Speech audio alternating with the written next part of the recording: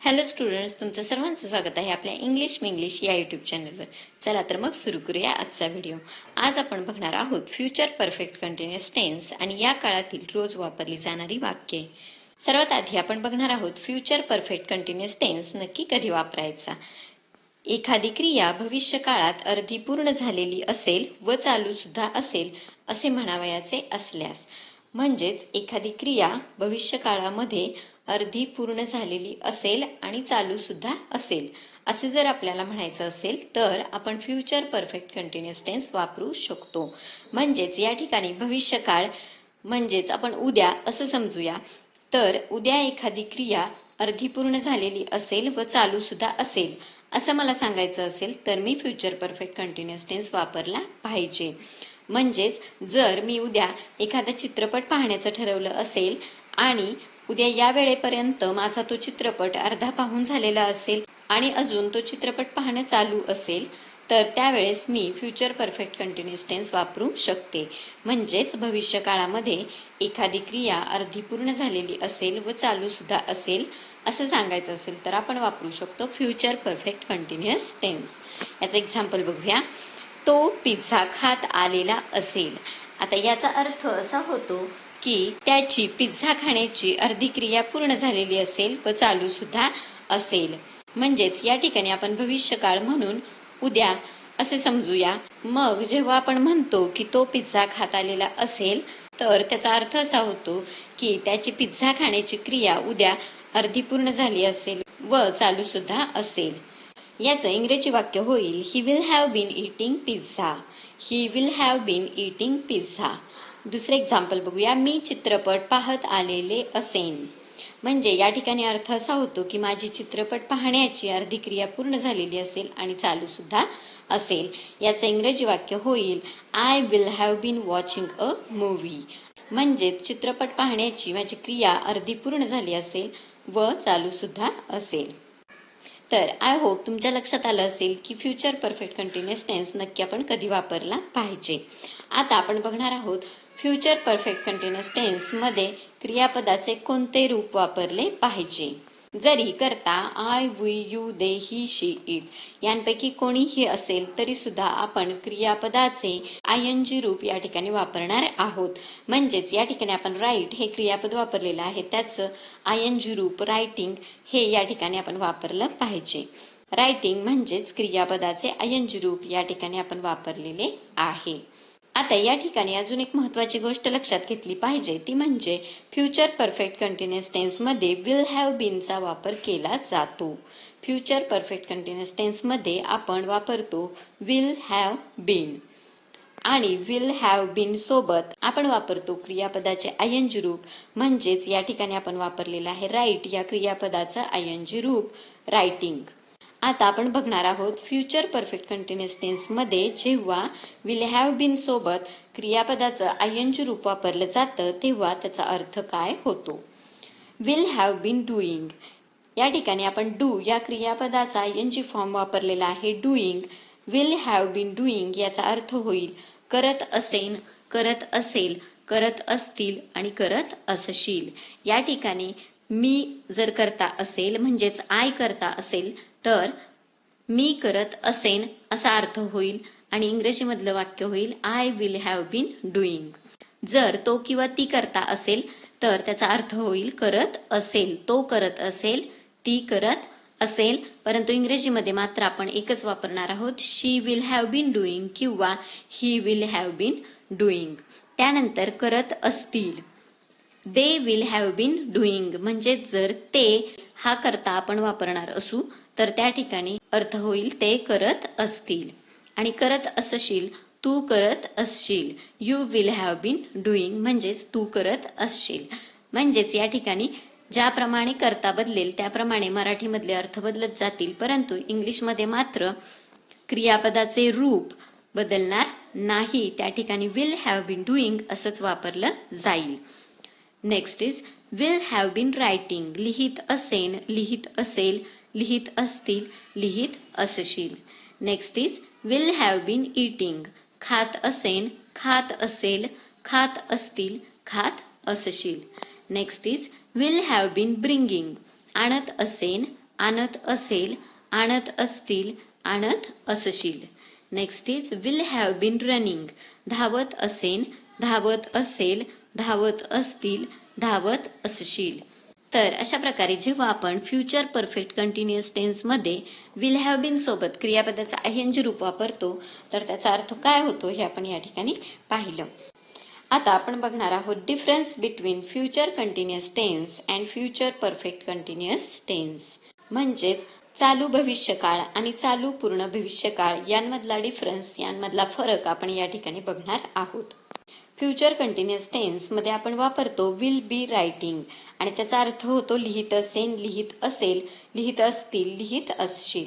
आणि future perfect continuous tense मध्ये आपण वापरतो विल हॅव बीन रायटिंग म्हणजेच लिहित असेन, लिहित असेल, लिहित असतील आणि लिहित असशील.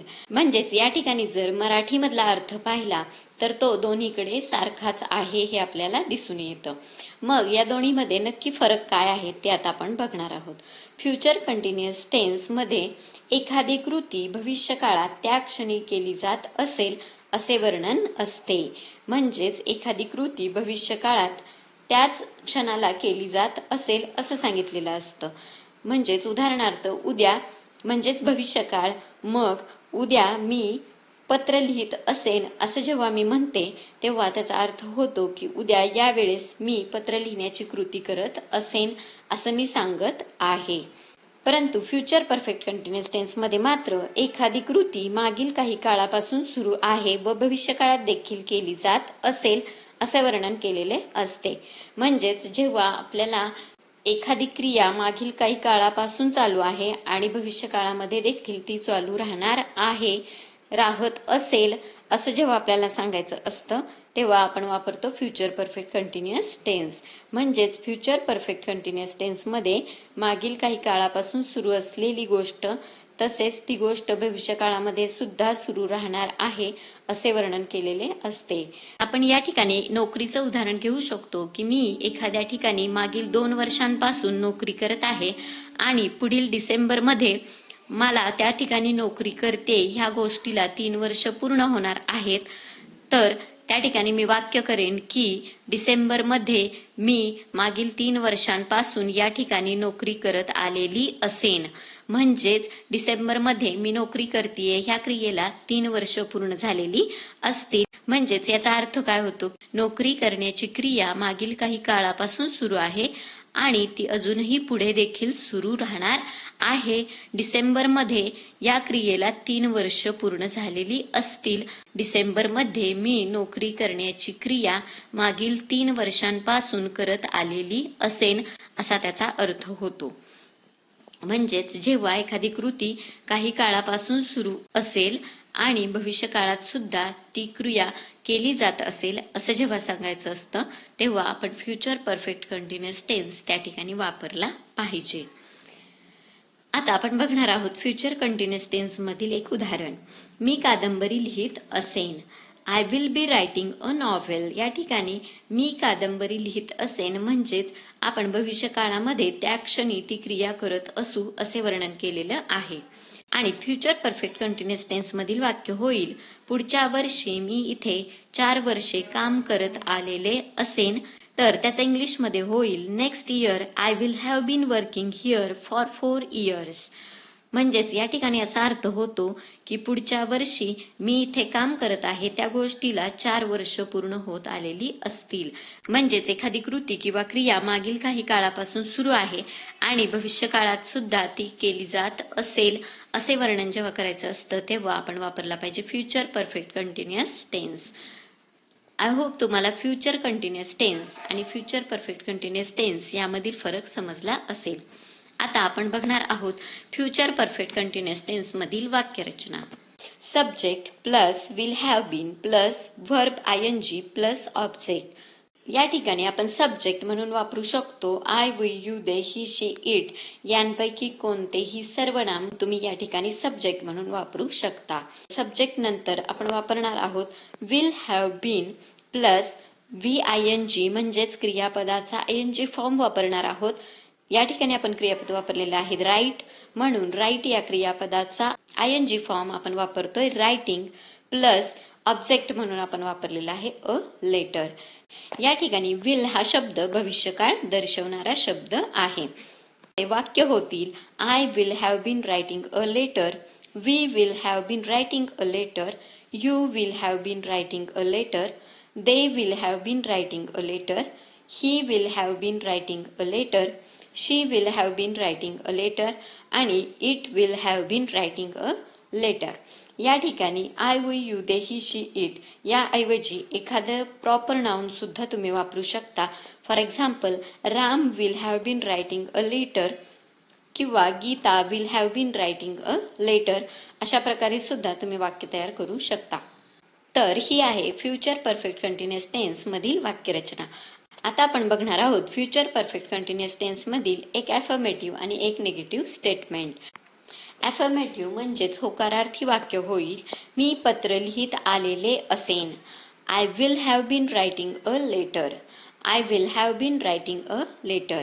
आणि नेगेटिव्ह स्टेटमेंट होईल मी पत्र लिहित आलेले नसेन, म्हणजेच I will not have been writing a letter. I will not have been writing a letter.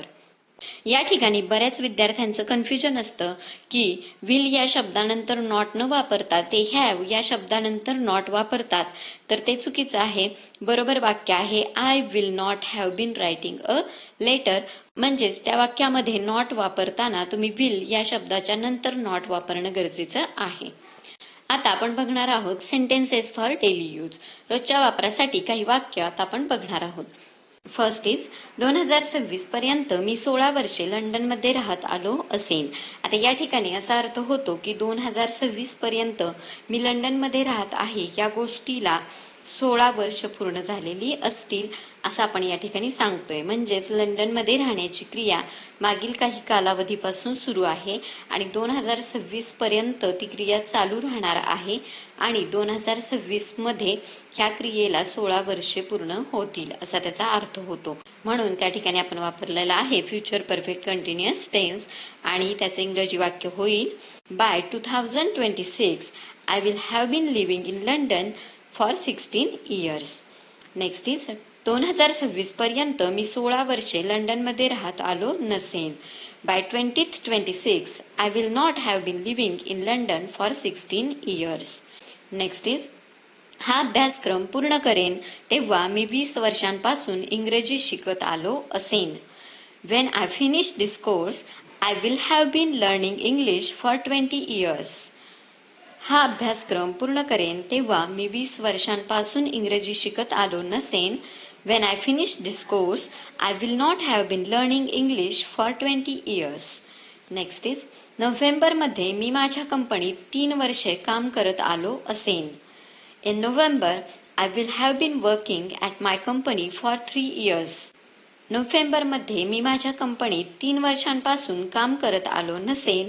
In November, I will not have been working at my company for 3 years. Next is 5 वाजता मी 30 मिनिटे वाट पाहत आलो असेन. At 5 o'clock, I will have been waiting for 30 minutes. 5 वाजता मी 30 मिनिटे वाट पाहत आलो नसेन. At 5 o'clock, I will not have been waiting for 30 minutes. Next is तुम्ही पोहोचण्यापूर्वी ते त्या मैदानात फुटबॉल खेळत असतील. They will have been playing football in that field before you reach. Next is तुम्ही पोहोचण्यापूर्वी ते त्या मैदानात फुटबॉल खेळत नसतील. They will not have been playing football in that field before you reach. ती इथे येण्यापूर्वी अनु कॉफी शॉपमध्ये गप्पा मारत असेल. अनु will have been gossiping in the coffee shop before she comes here. ती इथे येण्यापूर्वी अनु कॉफी शॉपमध्ये गप्पा मारत नसेल. अनु will not have been gossiping in the coffee shop before she comes here. Next is तो वर्गात येण्यापूर्वी लायब्ररीत अभ्यास करत असेल. He will have been studying in the library before he comes to the class. तो वर्गात येण्यापूर्वी लायब्ररीत अभ्यास करत नसेल. He will not have been studying in the library before he comes to the class. तुम्ही घरी यायच्या आधी आम्ही त्या बाजारात खरेदी करत असू. We will have been shopping in that market before you come home. तुम्ही घरी यायच्या आधी आम्ही त्या बाजारात खरेदी केली नसेल किंवा खरेदी करत नसू. We will not have been shopping in that market before you come home. तुम्ही येण्यापूर्वी आम्ही सिनेप्लेक्समध्ये चित्रपट पाहत असू. We will have been watching a movie in the Cineplex before you come. तुम्ही येण्यापूर्वी आम्ही सिनेप्लेक्समध्ये चित्रपट पाहत नसू. We will not have been watching a movie in the Cineplex before you come. Next is आम्ही येण्यापूर्वी तुम्ही त्या मार्केटमध्ये खरेदी केली असेल किंवा खरेदी करत आलेले असाल. You will have been shopping in that market before we come. आम्ही येण्यापूर्वी तुम्ही त्या मार्केटमध्ये खरेदी केली नसेल किंवा खरेदी करत आलेले नसाल. You will not have been shopping in that market before we come. 2015 पासून तो हे करत असेल. He will have been doing this since 2015. 2015 पासून तो हे करत नसेल. He will not have been doing this since 2015. ते 10 महिन्यांपासून हा व्यवसाय करत असतील. They will have been doing that business for 10 months. ते 10 महिन्यांपासून तो व्यवसाय करत नसतील. They will not have been doing that business for 10 months. ते 1 तास कार चालवत असतील. They will have been driving the car for 1 hour. ते 1 तास कार चालवत नसतील. They will not have been driving the car for 1 hour. गेल्या 1 महिन्यापासून ती निधी गोळा करत आली असेल. She will have been raising the funds since last 1 month. गेल्या 1 महिन्यापासून ती निधी गोळा करत आली नसेल. She will not have been raising the funds since last 1 month. तर स्टुडंट्स, ही आहेत काही वाक्य जी तुम्ही तुमच्या रोजच्या आयुष्यामध्ये वापरू शकता. त्याचबरोबर तुम्ही या वाक्यांमध्ये काही थोडाफार बदल करून तुम्हाला हवे त्याप्रमाणे वाक्य बनवू शकता आणि ती रोजच्या आयुष्यामध्ये वापरू शकता. तर आजच्या व्हिडिओमध्ये आपण इथेच थांबणार आहोत. Thank you for watching the video. जर व्हिडिओ आवडला असेल तर लाईक करा, तुमच्या मित्रमैत्रिणींसोबत हा व्हिडिओ शेअर करा आणि इंग्लिश मिंग्लिश चॅनलला सबस्क्राईब करायला विसरू नका.